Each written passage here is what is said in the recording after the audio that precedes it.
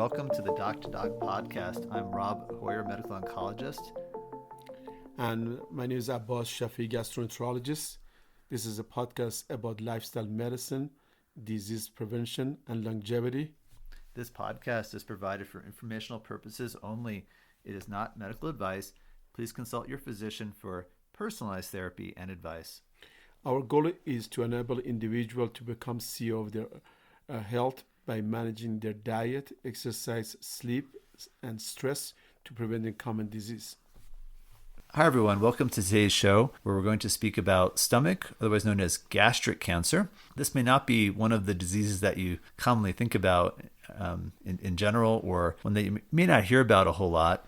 But gastric cancer, there's a couple parts of it we're going to speak about today that are really pertinent to lifestyle medicine and how you can prevent it. I'll let Abbas kick it off with both the anatomy and definition of gastric cancer. Then we'll talk about the incidence and of this disease. Thank you, Robert. To understanding a disease is very important to understand the anatomy and physiology of the organ that is involved. Stomach is a muscular hollow organ in the GI tract, which is located after esophagus and above the small intestines. Its function is very important in digestion of the food. It performs chemical and breakdown of the food by means of enzymes and hydrochloric acid. There is two sphincter in the above and below the stomach that prevent from content of acid to reflux to esophagus or prematurely dump to the small intestine. The lower esophageal sphincter that prevent from acid reflux, as well as pyloric channel, which controls the passage of the food from the stomach to small intestine based on the acidity and the breakdown. The stomach cancer, as well as other cancers, they always start with inflammation. When the lining of the stomach becomes inflamed, then subsequently the cells start changing, and those intestinal changes in the gastric lining called intestinal metaplasia, and they are the precursor for stomach cancer. The stomach cancer is mostly adenocarcinoma. However, there's other type of cancers such as lymphoma, sarcoma, carcinoid, and rarely metastatic from other organs such as breast cancer can occur in the lining of the stomach. So I'll just make a few comments about the incidence, and that means how frequently this condition occurs.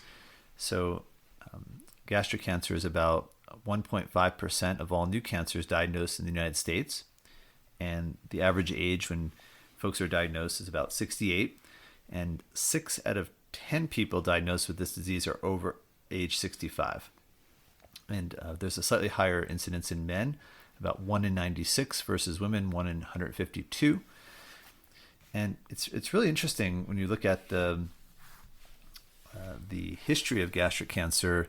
Back in the early 1900s, gastric cancer was actually the number one cancer in the United States, and probably had to do with a high intake of salty and processed food is what we think. Today in Asia, gastric cancer is the third most common cancer and the second most common cause of cancer death. And the highest incidence rates are in Eastern Asia and other parts of Asia.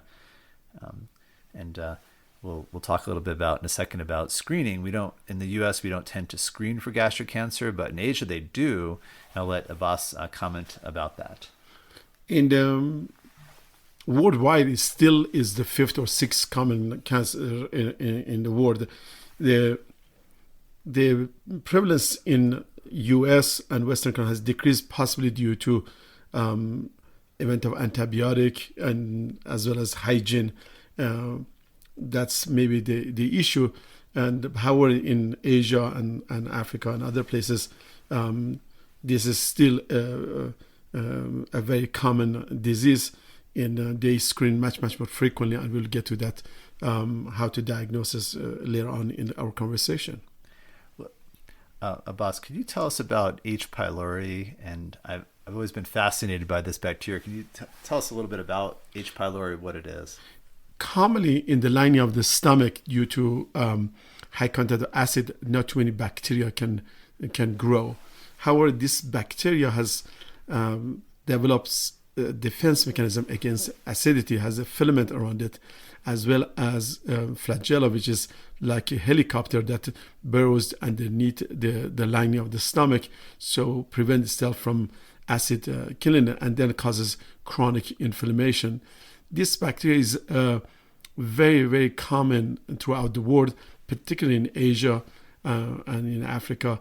And some of the community is 90 to 100% of people, they have this.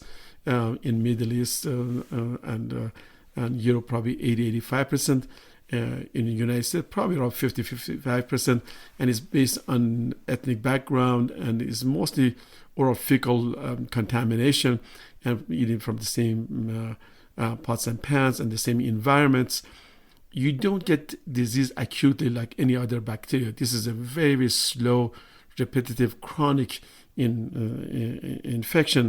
And due to chronic inflammation, initially can cause ulcerations and sometimes cause stomach bleeding, or due to bleeding and inflammation cause blockage. In the long run, that could be a precursor to the sloughing of the lining of the stomach and be a precursor for stomach cancer. That's really interesting. I never thought of didn't know about that flagella with the little helicopter burrowing underneath the mucosa. That's what they call a helicobacter. It's like that's what the word helicopter comes from, as a helicopter. So this is a very smart bacteria that is has developed like a gel shape around it, as well as that causes burrowing. Then this is can survive the stomach acid as low as pH of 2 and to survive, and causes once they start replicating, then it causes inflammation and consequencing of sloughing off, called atrophic gastritis, and consequently probably due to chronic inflammation is become a precancerous condition. So it's the high inflammatory environment that's associated with the cancer. Correct. And whether it be H. pylori or acid reflux or both, are they additive if there's more than one inflammatory condition? Correct. Even you're taking some non-steroidal anti-inflammatory like Motrin, aspirin, that can cause also damage to the lining of the stomach. The same thing as smoking and chronic, even regular alcohol use. So this combination of all of those things, which cause inflammation and then consequence of chronic inflammation to the precancerous stage, and changing of the lining of the stomach, then consequently to stomach cancer.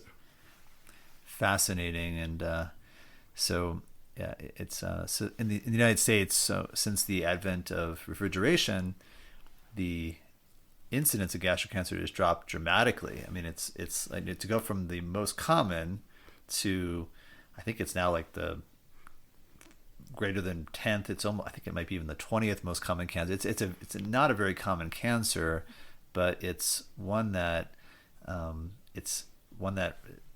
is, we'll talk about in a second here, is pretty challenging to treat. And I think it's a combination of number one is hygiene. I think since World War II, they to develop the better hygiene for sewer system, for the toilet, as well as refrigeration, better cooking methods, as well as, I believe, associated with antibiotic, because of as we are using the antibiotic for many other causes, then was that this probably kills some of the bacteria. I never forget that when I was in VA hospital in Shreveport, my patient that had chronic abdominal pain, at that time was just the beginning of identifying of the H. pylori treatment. He says, something, I've been suffering from my stomach ache for a long time. I had bad ear infection and they put me on strong antibiotics. After that, not my ear gut, my stomach, I have not had that stomach problem. Then later on, it was always thinking, maybe he had some H. pylori, and that give me long treatment antibiotic, and he got better. So if you look at the history in 1930s and 40s, Pepto-Bismol, which has some antibacterial effect, there was treating stomach ulcer or inflammation with that. Then went to the different type of medicine and diet, and then since late 1980s and 90s, then by finding the H. pylori, then we start treating just like an infection, and with multiple antibiotics, which is very difficult to eradicate this bacteria. So you cannot use one antibiotic. Sometimes you have to use 2, 3, and different modality to eradicate this. But however, this may be associated with the decreased incidence of stomach cancer. So in a way, it really wasn't done as much on an individual level, but more of a societal level, that we applied a lifestyle medicine change. Correct. And that allowed us to greatly decrease the stomach cancer. Cancer. Yeah. So yeah, it's I got some training in China as well as a little bit in Japan, and when you go there, the incidence is so high that they don't even do stomach biopsy because they cannot do a scope everybody, so they follow the blood serology, and if you start, they're using different method than we use here. So as soon as that peaks, they know get reinfected, and they treat aggressively the H. pylori. So I think the environmental eating plays, hygiene, as well as the H. pylori, that can be contributed to the precancerous stage. So I think the diet as well as the hygiene and all, I think that I think is by itself is maybe one, but I think has other cofactors to cause the chronic inflammation and atrophic gastritis, which is sort of burning out the lining stomach and then becomes precancerous. So if someone has symptoms of, say, upset stomach, nausea, belching, maybe it's appropriate to get screened for this. But H. pylori, what if someone has no symptoms? Should they get screened for it? Well, in Asia, because this is such a common prevalence of cancer, they get, as we do colonoscopy for colon cancer in West, they do routinely. When they go to their doctor's office every 6 months, and as the age progresses 6 months, but sometimes even every 2 years in younger age, they do either the blood test, or now we have a stool test, or they do conscious small endoscopy through a nasogastric scope, and they sample the gastric content to see and visualize to see whether you have H. pylori or precancerous cells. So in Asia, they're very aggressive, and the treatment is very aggressive. In the West, unfortunately, the stomach is such a big organ. By the time you get symptoms of gastric cancer, is usually in 3rd or 4th stage. So we don't have a protocol, but however, I treat my individual patient based on their ethnic origin, and I educate them that, if you have Asian background, you're 1st generation or 2nd generation, then I think you should use those protocols and to prevent stomach cancer. So I'll comment a little bit about how we diagnose and stage this condition. And as Abbas said, a lot of times this disease is diagnosed when someone comes in with, they may have upper abdominal pain, unexplained weight loss. Usually it's in the stages 2 to 3 or even 4, which being advanced or metastatic disease. Unfortunately, when we see gastric cancer, sometimes it's picked up. Someone's having endoscopy and it's found, whether or not it may not actually be causing symptoms. Sometimes we'll find that rarely you'll find it on a CAT scan. You might see a mass in the stomach, but not very commonly. CAT scan is not very sensitive, and the earliest, the symptoms, early symptoms pretty much can mimic, any dyspepsia, peptic ulcer disease, reflux. So the early stages but if it persists, I think it's very important that the individual talk to the doctor and do the physical exam, as well as do early preliminary result, whether screening for H. pylori or the treatment, or then if it's persistent, an endoscopy and tissue diagnosis. it is preventable if you can seek early detection and be cured in early stages. But unfortunately, this is in the West, stomach cancer screening is not a protocol that unfortunately has been developed because of such a low incident. And so we if once we diagnose them is in a later stage, but the individual should be, if they have persistent symptoms, have to exclude that.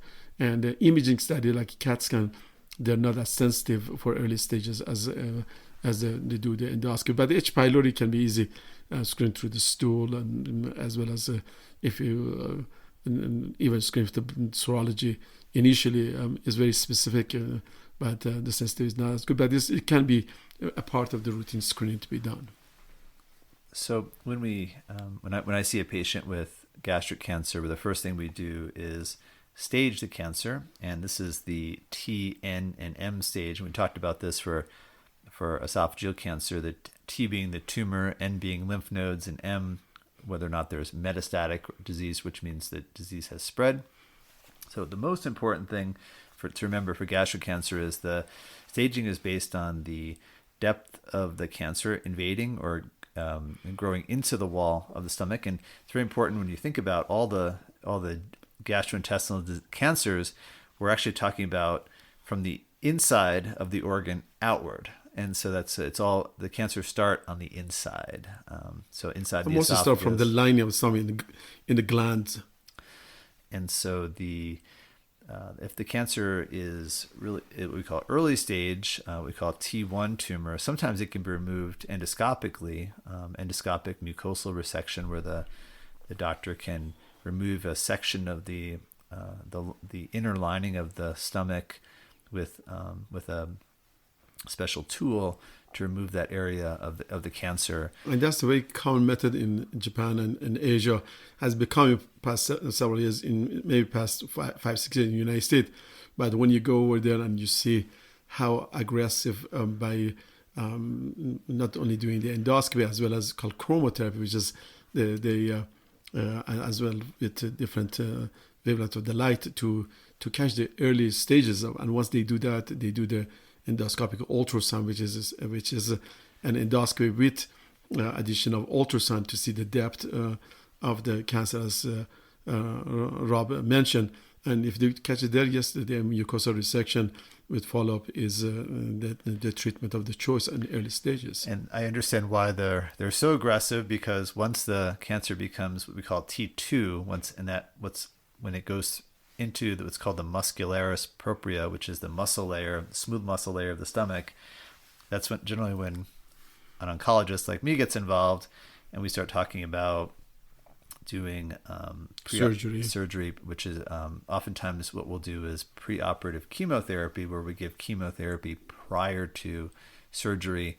There's some quite good evidence that giving chemo prior to surgery is actually it has a survival benefit for this disease. So oftentimes we'll administer chemotherapy before surgery. If the cancer is spread to lymph nodes, we almost certainly will do chemotherapy before surgery. So there are situations, of course, if the cancer is bleeding or there's some urgent need to remove a part or all of the stomach, that can be done where the patient would have surgery first. But usually we'll try to do chemotherapy first and then do surgery afterwards. Survival after a diagnosis of gastric cancer is directly related to the stage. So the goal is to try to diagnose it early, or ideally prevent it. I wanted to ask Abbas how he aims to make a diagnosis early in his patients, and what you do when you find this condition. Right. I think we always have to listen to our body. Our body doesn't lie. You just need to listen to your symptoms, how you're feeling. So if you have persistent symptoms, as we mentioned before, like abdominal pain, something called early satiety, when you want to eat food, that your stomach gets full, and weight loss, persistent acid reflux that does not respond to lifestyle modification, then you should talk to your doctor and to consider further evaluation. Commonly, we do a physical exam and get a good history. and to make sure the common reflux or stress management and all of that. But if it persists, then you need to have further examination. The common examination is endoscopy, which is a laryngoscope, which is very comfortable, and there's sedation most of the times in U.S. And I've done many of them in Asia without no sedation. Patients tolerate it very well. It takes about 10 to 15 minutes max to good examination of not only esophagus, the lining of the stomach, and upper part of the intestine called duodenum. And commonly we biopsy the stomach for H. pylori as well as inflammation with the chronic or acute. And we send the tissue to the pathologist. And the pathologist will look at the depth of the biopsy that we take. We commonly, as Robert mentioned, we look in the lining of the stomach called mucosa. We look whether there's any bacteria, and if it is, of course, we treat that. Then we look whether there is a precancerous cells, which is called intestinal metaplasia, and that has different type of category. Then of course for cells, if they have any cancer, and then this is you can do through the endoscopy and endoscopic ultrasound for depth if you have stomach cancer. And then with the newer immune studies and staining, then we can Rob can talk about more that helps with the treatment, as well as then go further to CT scan, PET scan to do a final cancer staging, then to see what type of treatment we can offer to the patient. So yes, we're increasingly personalizing the treatment of gastric and other cancers. And one of the main markers that we look at, mainly for advanced or stage 4 disease, is something called HER2. And HER2 is a protein which is what's called amplified. It's a growth protein, and it makes the cancer. It's like think of it like a big on-off switch, or in this case, a big on switch for the cancer to grow very quickly. And there happens to be a medication called Herceptin, which or otherwise known as trastuzumab, which is used to treat this condition. And HER2 positive gastric cancer is about 20% of all cases in the United States, and the medicine definitely is helpful in conjunction with chemotherapy, and that's mainly in advanced cases when we test for HER2 and then use Herceptin. But when we are treating with earlier disease, we'll often use chemotherapy, as I mentioned, up front, and then surgery afterwards. Great. I think we should go to, as anything else, to lifestyle. I think the consequence of many of the stomach ulceration, inflammation, reflux, and of course esophageal stomach cancer always come how you live your life. So in United States, some of the associated factor is chronic smoking, as well as chronic regular alcohol use. Then this associated with other type of dietary intake, such as salty food or smoked food, has been attributed to this. Yeah, this was a big deal back in the early 1900s when there were a lot of nitrites and nitrates in food, and it's probably one of the reasons why there was such a high incidence in the U.S. of gastric cancer. And we still use those in our food, but it's much lower than it was in the past. So. And I think it's also have to do with the type of the work we do.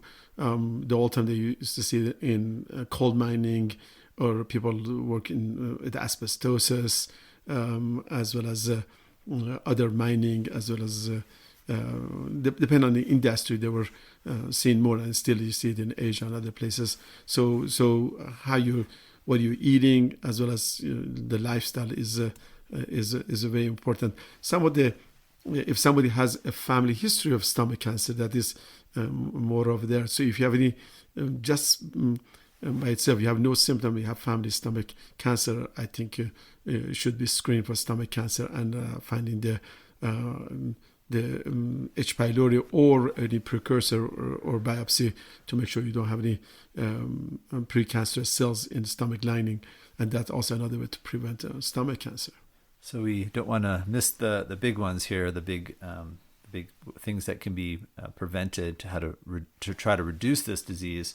So there is strong evidence that obesity, and as obesity increases, the risk of gastric cancer will increase. Alcohol and smoking are also important. Fatty meals. And fatty meals. Abbas, do you think for the smoking, do you think it's the smoke that's partly inhaled and goes into the esophagus, or products from the tobacco directly into the stomach, or do you think it's more of a systemic issue that causes the risk of gastric cancer? I think both. I think once you have a puff of smoke, whether from any nicotine, as it gets some, of course, it goes in the stomach, and when it goes to the stomach, if you have any inflammation, I think it delays the repair of that, and we see that with the smokers that, for example, if they have a common stomach ulcer or gastroesophageal reflux and ulcer, the healing process takes much longer to do, because as the repair cells come to the surface, they get killed and they delay that. That's by itself and causes chronic. But at the same time, with the chronic smoking, as absorbs through the vascular systems, it circulates through all the system, and the in the macrocirculation causes inflammation, and that's by itself that can not only cause stomach cancer, and causes many other type of cancer, whether it's bladder or kidney or associated with many other things. So I think both the direct and circulatory effect of that, and also with lifestyle. If you look at smoking, it's not by itself smoking, but most smokers, they don't eat breakfast, they eat mostly soda, and they eat late at night. So those is a combination of the lifestyle that can cause the increases of the cancer, not only in the stomach as well as other parts of the body. So I was recently very privileged to receive a gift of oranges from Abbas, who grows oranges on his farm. And one of the things I came across was that vitamin C is maybe protective against gastric cancer. So probably by neutralizing some of those nitrates and nitrates and what we call nitrosamines that are very damaging and inflammatory to the tissues. So vitamin C. So next time you eat the orange, you are protecting yourself. And all the vegetable and fruits, I think the incidence is definitely lower to people that they consume adequate fiber as well as fruits compared to the animal product, and particularly fatty meals. I think fatty meals, and also not only itself, but it's if it is smoked, and also it delays gastric emptying. So the consequence, the contact of the food with the lining is prolonged. I think that's maybe, of course, we need much more research on that, but it's the lifestyle. I think is, if you get the fatty meals and you smoke and have even regular alcohol and not adequate, fiber, particularly the vitamin C and other things that can cause the precursor. And one of the studies actually was come across how to prevent the intestinal metaplasia in the stomach. One of the treatment, they tried the vitamin C, and that's what with the orange and the other thing that maybe that's was somewhat helpful to do that, but we need more conclusive studies to see if those really works or not. And for vitamin C, remember, it's not just oranges. The orange marketing folks have done a good job to show that oranges have a fair amount of vitamin C, but there's a ton of other fruits and vegetables that have vitamin C. Right. Broccoli has vitamin C. Many fruits have vitamin C. Exactly. Yeah. So it's not just oranges. Just everything. Many. As like I think it's healthy diet and fruit and vegetable that promote motility and transit through the intestine and causes the filaments that the fruit and vegetables they do to the line and improve the barrier mechanism. So I think that's not only for stomach, small intestine, and colon is always helpful. Do you recommend your patients take aspirin, such as a baby aspirin, for prevention of gastric cancer or colon cancer?